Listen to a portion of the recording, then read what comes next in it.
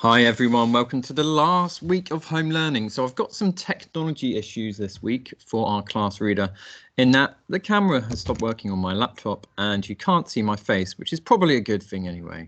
So I'm just going to go straight into the story because we've only got this week to finish it, and then once we're all back together in class, we're going to have some very exciting things to do together. So September the 8th.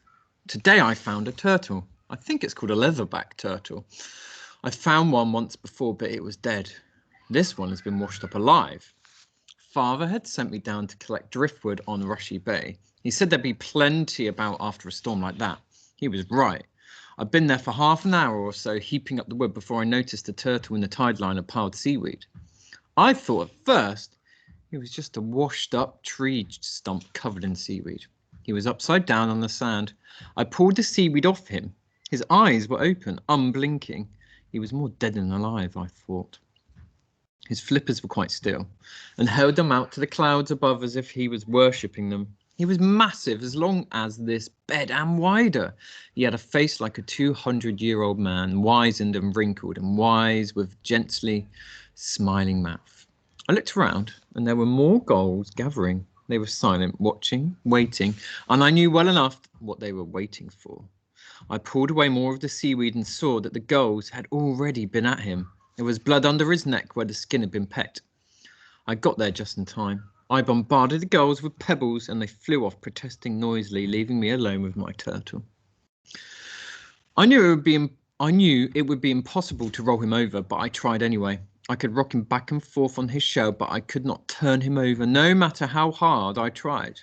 After a while, I gave up and sat down beside him on the sand. His eyes kept closing slowly, as if he were dropping off to sleep, or maybe he was dying. I couldn't be sure. I stroked him under his chin where I thought he would like it, keeping my hand well away from his mouth. A great curling storm wave broke and came tumbling towards us. When it went hissing back over the sand, it left behind a broken spar. It was as if the sea was telling me what to do. I dragged the spar up the beach, and then I saw the turtle's head go back and his eyes closed. I often seen birds like that. Once their heads go back, there's nothing you can do. But I couldn't just let him die. I couldn't. I shouted at him. I shook him. I told him he wasn't to die, that I'd turn him over somehow, that it wouldn't be long. I dug a deep hole in the sand beside him. I would liver him up and topple him in.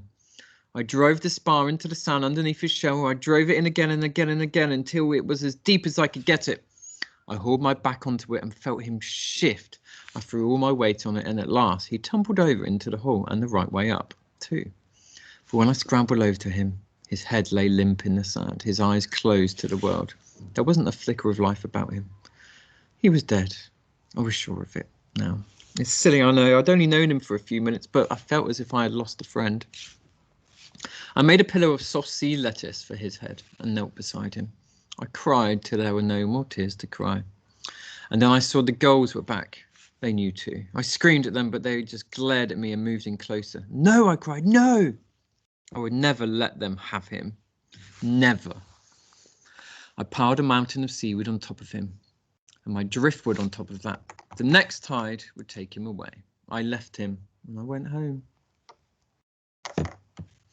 I went back to Rushy Bay this evening, at high tide just before nightfall, to see if my turtle was gone. He was still there. The high tide had not been high enough. The gulls were gone though, all of them. I really don't know what made me want to see his face once more. I pulled the wood and the seaweed away until I could see the top of his head. As I looked, it moved and lifted. He was blinking up at me. He was alive again. I could have kissed him, really I could, but I didn't quite dare.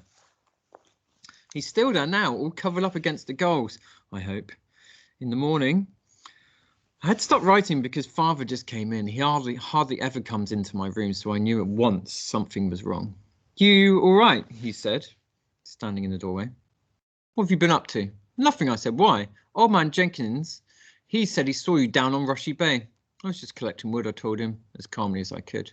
Like you said I should. I find lying so difficult. I'm just not good at it. Thought you were crying your eyes out, he says. I was not, I said, but I dared not look at him. I pretended to go on writing in my diary. You were telling me the truth, Laura. He knew I wasn't. He knew it. Course, I said.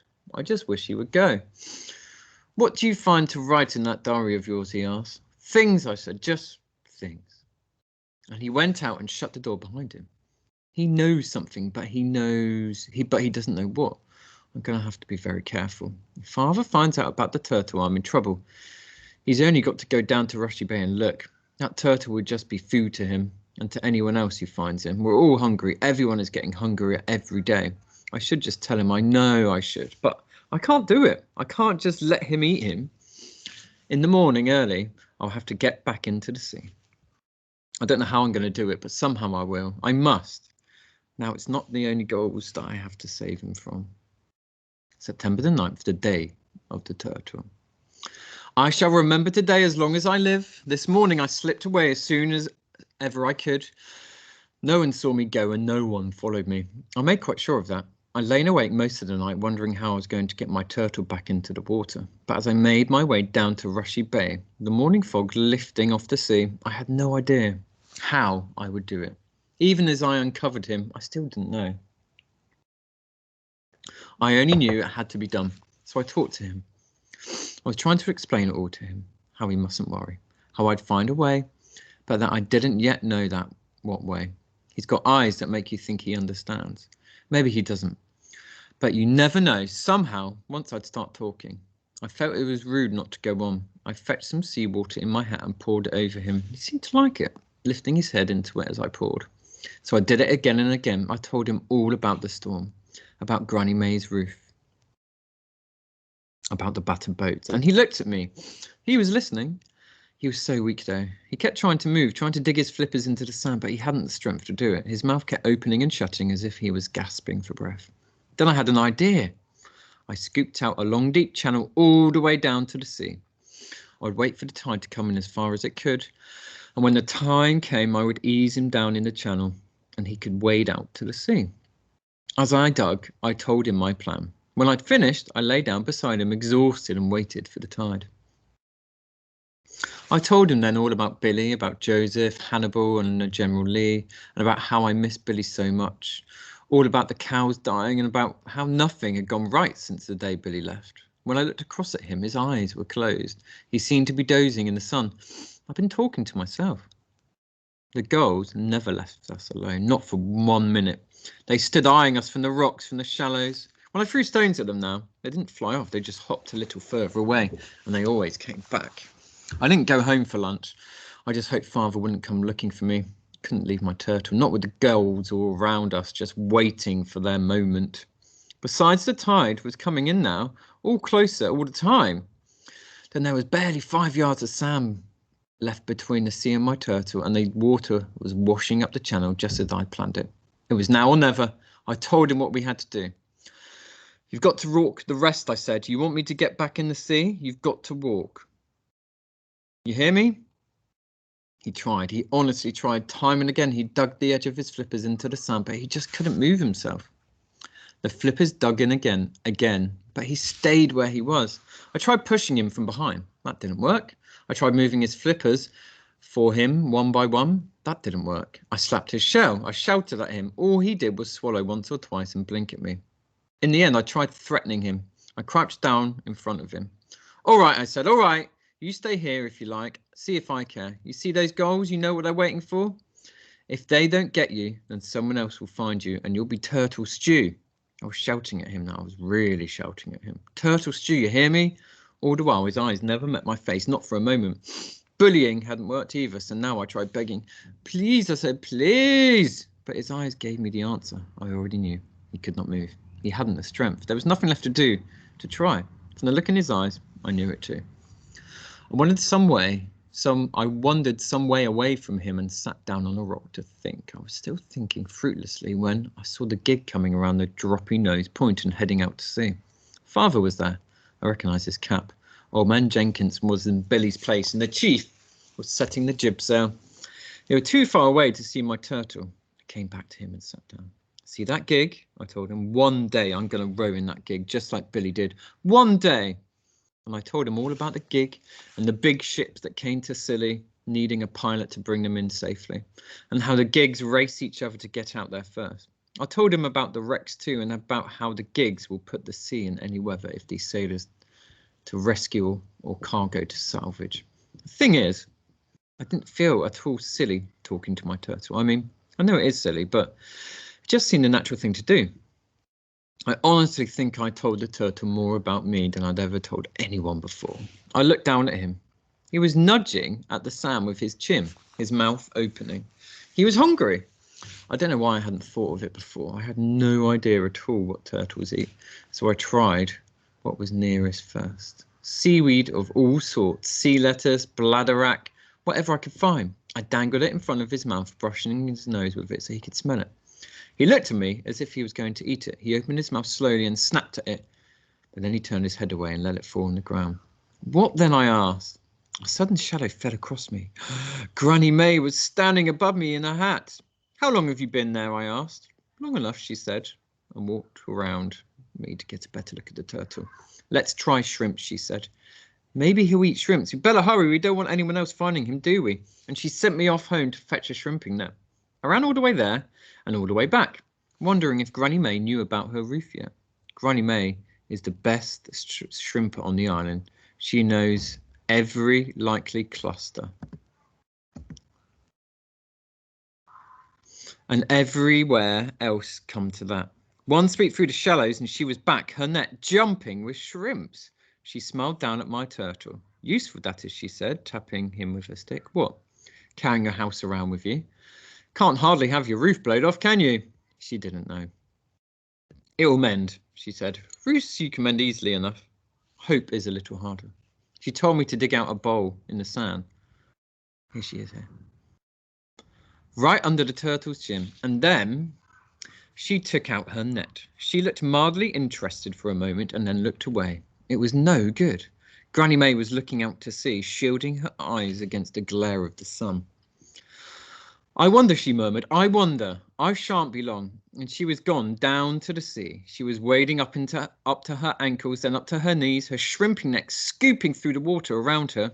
I stayed behind with the turtle and threw more stones at the gulls. When she came back, her net was bulging with jellyfish, blue jellyfish. She emptied them onto the turtle's sandy bowl. At once, he was at them like a vulture, snapping, crunching, swallowing, until there wasn't a tentacle left. He's smiling, she said. I think he likes him. I think perhaps he'd like some more. I'll do it, I said. I picked up the net and rushed off down into the sea. They were not difficult to find.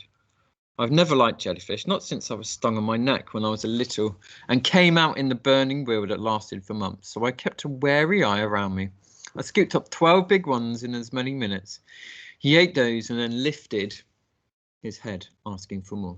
We took it in turns after that, Granny May and me, until at last he seemed to have enough and left a half-chewed jellyfish lying there, the shrimp still hopping around it. I crouched down and looked at my turtle in the eye. Feeling better now, I asked. And I wondered if turtles burp when they've eaten too fast. He didn't burp, but he didn't move. But he did move. His flippers dug deeper. He shifted just a little bit at first. And then he was scooping himself forward, inching his way through the sand. I went loony. I was cavorting up and down like a wild thing, and Granny May was just the same. The two of us whistled and whooped to keep him moving, but he knew soon enough we didn't need to. Every step he took was stronger, his neck reaching forward purposefully.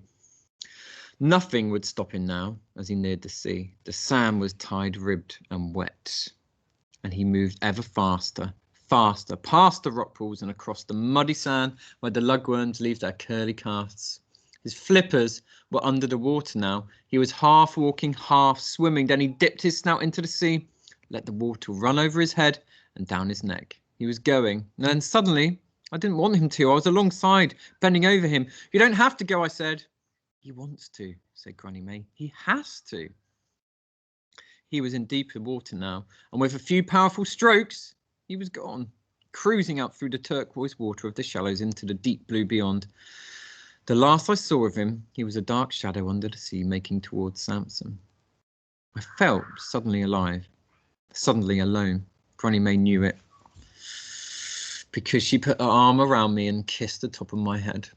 Back at home, we never said a word about our turtle. It wasn't a arranged secret, nothing like that.